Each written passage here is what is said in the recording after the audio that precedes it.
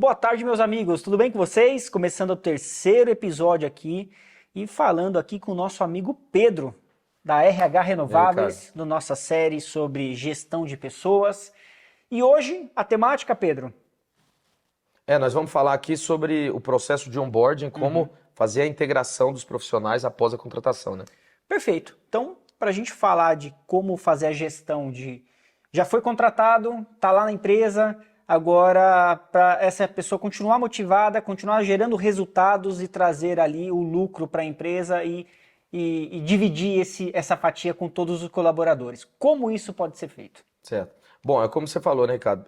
A gente falou nos dois outros episódios sobre como recrutar, como mapear um perfil. E agora, beleza, recrutamos, mapeamos o perfil, fizemos a atribuição de função, a pessoa entrou. E aí? Ela vai começar a jogar. E o principal erro das empresas tem sido assim, coloca a pessoa sentada e fala, se vira. Se vira e eu vou te cobrar resultado. E aí é um erro muito grande, né? Tem uma crença, uma lenda urbana, que sob pressão as pessoas vão dar mais resultado. Então assim, bota o vendedor ali, não dou meta direito e no final do mês eu cobro se ele vendeu. Ou chego para um colaborador de engenharia e falo, se vira aí para fazer o projeto, né? E aí que está o erro. O que é tá muito falado hoje o processo de onboarding, né? Que é o processo de integração do profissional. E esse processo, estruturar isso, escrever, criar um roteiro, isso faz uma diferença absurda no desempenho do profissional e principalmente na velocidade desse desempenho, que a gente chama de rampagem, né? Quanto tempo o seu profissional vai demorar para estar batendo as metas que ele foi contratado para bater? Isso pode ser para vendas, para o financeiro, para operações, para engenharia, para qualquer coisa, né? Você tem que ter indicadores e metas para todas as áreas. Esse é um outro erro também. Toda empresa tem meta de venda, mas só de venda. E o engenheiro? Quais são as metas dele? O engenheiro, por exemplo, no caso de integradores, o tempo que ele aprova um projeto da concessionária, isso impacta o seu negócio? Claro que impacta. Isso impacta a satisfação do cliente? Claro que impacta. Então tem que ter um indicador. Agora, você colocar um indicador e bater no colaborador, não vai dar resultado. Você tem que dar as ferramentas para ele. Então, por que é um processo de onboarding? O processo de onboarding é uma construção de um programa com várias etapas que você vai submeter todos os colaboradores novos a passar para que ele entre no ritmo da empresa, aprenda as atividades que tem que fazer e comece a executar. Quanto tempo dura um processo de onboarding? Depende. Empresas muito estruturadas chegam a gastar até uns 45 dias só treinando e fazendo a pessoa se preparar para depois começar a trabalhar. O que é mais praticado no mercado é que joga lá e o onboarding é só, esse aqui são seus amigos, eles fazem isso, Ali é a cozinha, aqui é o banheiro. vambora. E aí, como que a gente pode dividir um processo de onboarding? Bom, primeira coisa, você tem que explicar para o seu colaborador os processos, tá? Quais são os processos que eu tenho? Eu tenho processo, se ele é vendedor, como é que é o CRM? Ah, mas ele já veio de outra empresa. Não, você tem que explicar como é que é o seu processo, como que você faz. E o ideal é que você tenha tudo isso escrito, gravado. Você pode, por exemplo, gravar vídeos do líder mostrando, para não ter que toda vez que entra colaborador você fazer uma Para a coisa, equipe. grava vídeo. É ferramenta de graça na internet, no computador. Grava, para a equipe para ficar treinando. Pega cada colaborador e pede para cada colaborador explicar por que ele está na empresa, o que ele faz. Ah, você, a Carla, temos aqui a Carla, ela é do financeiro. Carla, o que você faz na empresa? Como é que é o seu dia a dia? Quais são as ferramentas que você usa? E ela explica, né? E um processo de onboarding, você tem que pegar a pessoa e fazer um treinamento muito grande na área dela, mas também um treinamento nas outras áreas. Ela tem que entender quem são as pessoas nas outras áreas, como funciona o fluxo de comunicação. Se eu precisar de um reembolso, eu peço para quem? Se eu precisar de comprar alguma coisa, eu falo com quem? Qual que é a ordem hierárquica do fluxo das comunicações? Tudo isso tem que estar escrito. Essa é uma parte do processo de onboarding para você explicar os processos da sua empresa, né? A outra parte é a parte de treinamento. Então você tem que treinar o seu colaborador para que ele aprenda a qualificação técnica que ele precisa para executar. E aí, aí tem alguns casos. Você pode, por exemplo, ter contratado um colaborador que já tem as qualificações técnicas para executar a atividade que ele vai fazer. Nesse caso, você tem que treinar tecnicamente um pouco menos. Mas o que tem dado mais resultado é você pegar um colaborador com potencial e treinar esse colaborador para que ele faça. Dá um curso de PVSys, dá um curso para ele sobre o CRM que ele usa, mostrar o playbook de vendas, como que é o seu mapa de contorno de objeção. Isso a empresa tem que ter. Dá trabalho? Dá muito trabalho. Mas sem isso fica quase impossível. Sem isso, você cai na aleatoriedade. Você pega lá 10, um ou dois dá certo. Por quê? Porque é uma pessoa diferente, ou porque teve uma facilidade maior, ou porque é uma pessoa de uma inteligência emocional diferente. Mas aí você está jogando na sorte. Você tem que deixar bem claro a regra do jogo dentro da empresa. Isso. Né? Quais são os pontos, daqui para cá ele vai ali, conversa com o outro colega dele de trabalho, dali ele tem que fazer isso, ele tem que estar bem mapeado o que tem que ser feito. Né? E esse processo tem que ser, não vamos dizer automatizado, mas o mais próximo de uma automatização, de uma organização, para que não haja falhas. Né? E também motive o colaborador a não desanimar ali dentro da empresa depois de um processo de contratação. Isso que você falou é muito interessante, porque a gente vê muito profissional que entra bem, tá ali na entrevista, mas desmotiva depois de 15 dias, porque o líder não tem. Joga ele lá. Pô, tô jogado aqui, não sei nem o que perguntar, não sei por onde começar. O colaborador, ele quer apoio. O colaborador, ele quer liderança. E ele quer liderança firme. Quando eu falo liderança firme, não é brigar, não é gritar. É olhar para o ser humano e entender que o outro tem sonhos, tem desejos, tem limitações. E eu, como líder, vou dar as ferramentas para que ele possa alcançar os objetivos dele. Então, se você joga o colaborador lá e deixa ele a própria sorte, ele vai desmotivar logo no início. Sim. Acontece demais, o cara entra, tá tudo legal, a empresa é legal, mas ninguém treina, não orienta, ele pede demissão rapidinho. E aí você fala, onde que foi que eu errei? Normalmente os líderes erram de novo, porque eles culpam o colaborador. Ah, essa pessoa ela é desmotivada, ou ela é mercenário. Teve uma outra proposta, me deixou por causa de R$ 200. Fala, cara, há pouco tempo a gente estava em um evento lá em Fortaleza, e um amigo meu, que é gestor de uma empresa, falou o seguinte: mas profissionais não querem nada com nada. O cara me deixou por causa de R$ 300. Eu falei, quanto que ele ganhava? 5 mil. Então ele ganhava 5 mil. Ele saiu da operação por 5.300. Por 5.300. Eu falei, você acha que foi por causa dos R$ 300? Ele teria ido por 4,5. Se você tem um colaborador que deixa sua empresa por causa de R$ 300, provavelmente... ele não está motivado. Não é os 300. A não ser que a pessoa ganhasse... Se a pessoa ganhasse 200 e vai ganhar mais 300, quer dizer, ela aumentou 150%. Mas se a pessoa ganha R$ 2.000, ela não vai deixar o emprego por causa de 300. Se ela estiver engajada, motivada, e muito disso passa pelo onboard. E o período de rampagem. Né? A gente tem um erro muito grande de achar que planejamento é despesa, é tempo perdido. Ao contrário, planejamento, escrever processos, é ganho de tempo e ganho de dinheiro. Mas, enquanto mais organizado tiver a sua empresa em termos de processos escritos e detalhados, e você puder passar isso para o colaborador de forma mais rápido ele rampa. Então eu tenho casos aqui de clientes que contratam um vendedor e em 4 meses o cara não bateu meta. E tem casos que em 20 dias ele bate meta. Por quê? Porque você pega ele 2 semanas e faz uma imersão em tudo. Depois solta ele para trabalhar com supervisão.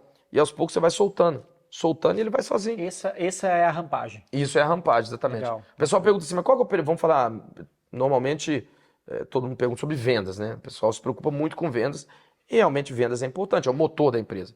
Mas o motor, se acelerar muito e você não tiver controle, você está perdido, não adianta nada, né? Eu falo que um período de rampagem para um integrador pequeno para médio, 60 dias é um período razoável. Você não pode cobrar aquele ramp em 15 dias. Mesmo que ele já tenha experiência de fora. Mesmo que ele já seja um vendedor de outra empresa concorrente. Por quê? O fato de um profissional estar desempenhando bem a função dele em uma empresa não quer dizer que ele vai desempenhar na outra. Aí tem a questão do perfil, que pode não bater, do fit cultural, que é a sinergia entre os valores, né, e o modelo de trabalho. Tem a ver com o seu produto, com o seu preço, com o seu tipo de cliente. Nunca é igual.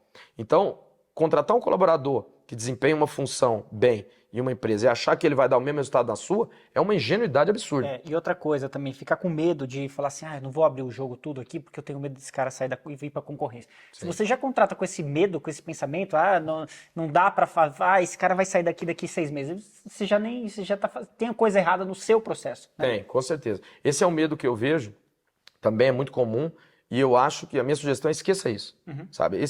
A gente vai correr riscos no negócio. E segue o jogo. E segue o jogo. Vai acontecer? Vai. E outra coisa, no mundo das startups, a gente sempre fala o seguinte, ideia não significa nada. O negócio é reproduzir. Então a gente vai falar assim, vamos montar aqui, ô Ricardo, vamos vender marmita, vender marmitex. É um bom negócio? Pode ser. Pode ser um negócio que você fica milionário. Pode ser um negócio que você quebra. Vai depender da execução. Então, muito mais importante que a ideia é a execução. Ficar preocupado que um colaborador vai roubar. Se você tem uma empresa que o colaborador entra, trabalha um tempo, rouba a sua ideia e monta uma melhor que você, é bom, porque aí você está vendo que a sua empresa é muito fácil de ser É replicada. referência. Opa, primeiro que ser copiado é melhor do que copiar, né? Sempre isso. Se você está sempre sendo copiado pelos concorrentes, opa, tem coisa aí. Eu estou fazendo bem feito.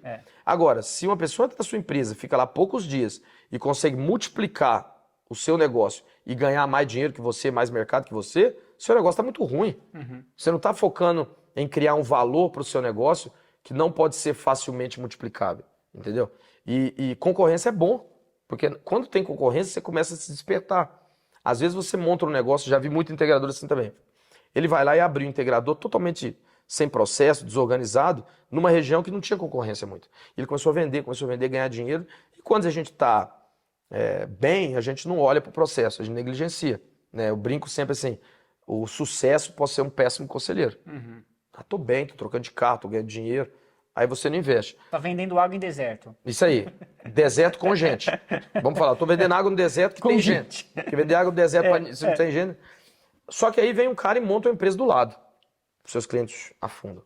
E aí, o que você vai fazer depois disso? Você não se estruturou, né? Então, essa parte do onboard, de treinar, e aí vamos extrapolar isso um pouco pro treinamento, né? Isso é para sempre. Treinamento. Então, área comercial tem que ter. Fazer o que a gente chama de roleplay, que é aquelas simulações do pitch de venda. O pitch de venda é aquele conjunto de respostas que você dá e de apresentação da sua empresa para os seus clientes. Mapa de contorno de objeção você tem que ter. Se o cliente falar que está caro, o que eu falo? Você não pode ter 5 vendedores e cada um fala uma coisa. E se o cara fala assim, não, mas eu tenho inversor A, eu não gosto, eu gosto do B. O que você fala? Você vai deixar cada vendedor criar? Não, você tem que escrever isso antes, planejar antes, para ter um roteiro. O roteiro, ele alinha o que todos falam e ele deixa você ciente de qual é a mensagem que a empresa está passando. Todos os colaboradores têm que passar a mesma mensagem. Se a minha empresa é uma empresa que vende preço, eu sou uma empresa seguinte, meu posicionamento é de preço. Então eu sou o melhor preço da região.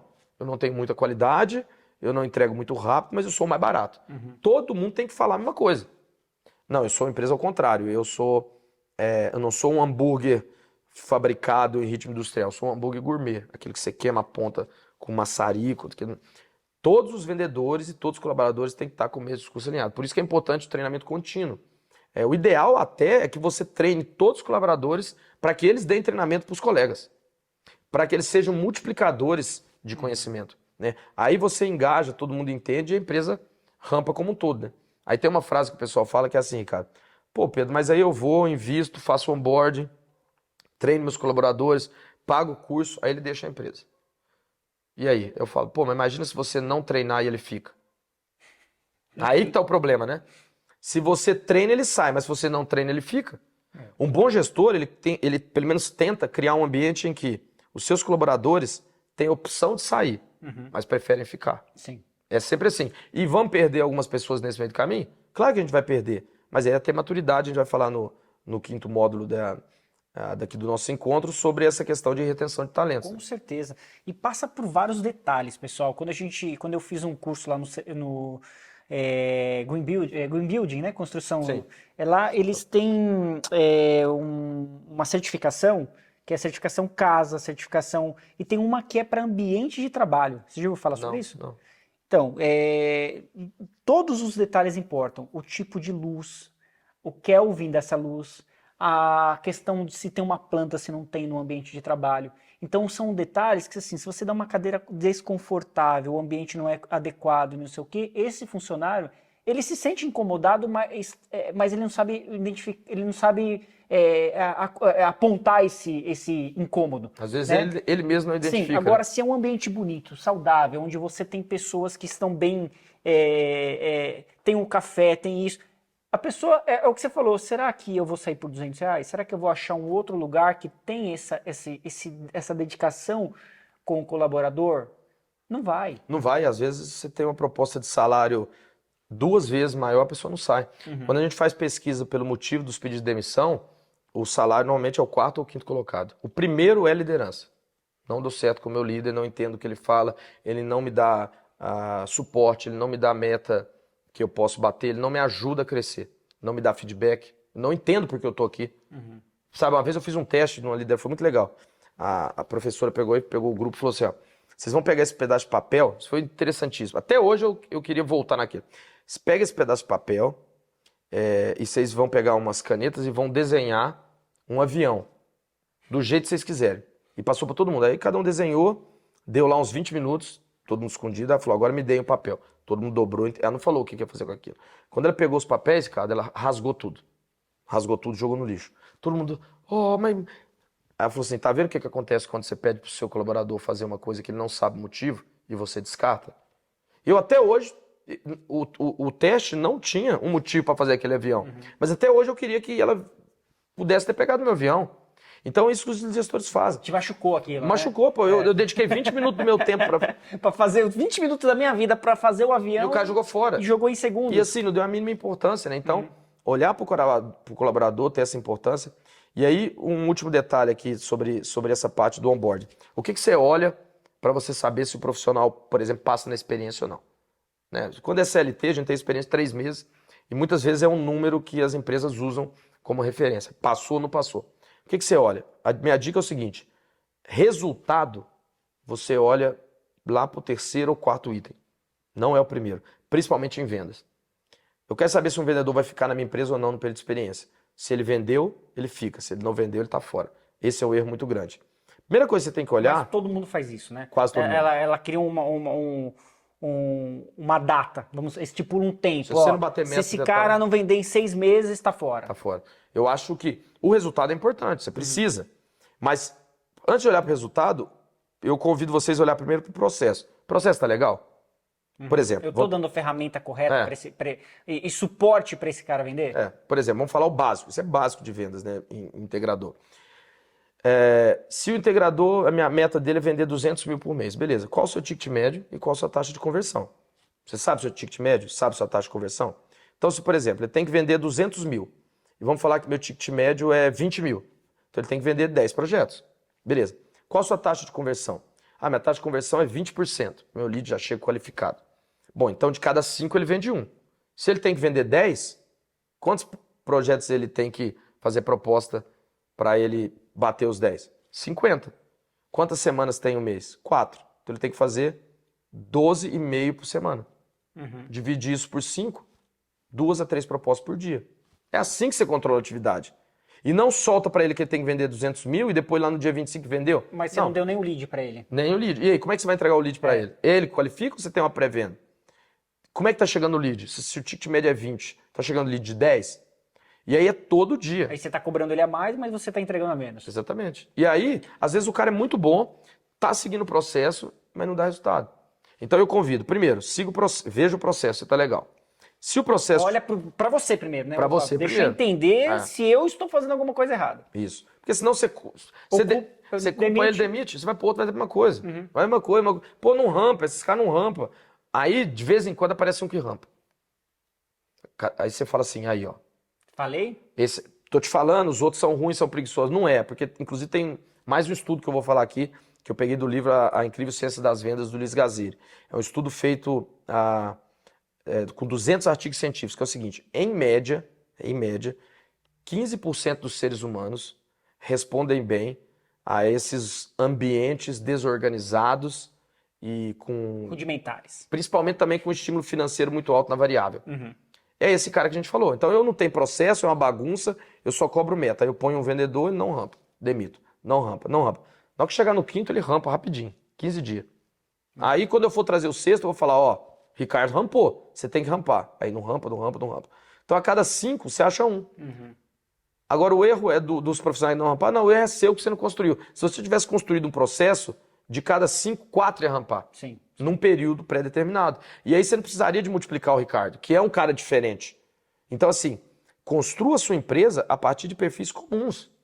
Pessoas como nós. Mas tem o outro lado da moeda também. Se você faz tudo bonitinho, você está dando as ferramentas adequadas e esse profissional não está rampando, você tem que demitir. Rápido. Aí, exatamente. Então, olha para o processo. Depois você olha para a empresa. Meu preço está competitivo? Meu produto é bom? Eu tenho entrega de valor? Como é que estão os outros profissionais? Pô, de cada 10 que eu ponho, 8 rampam em 2 meses. Esse cara aqui não segue processo. Eu falo, ele não segue.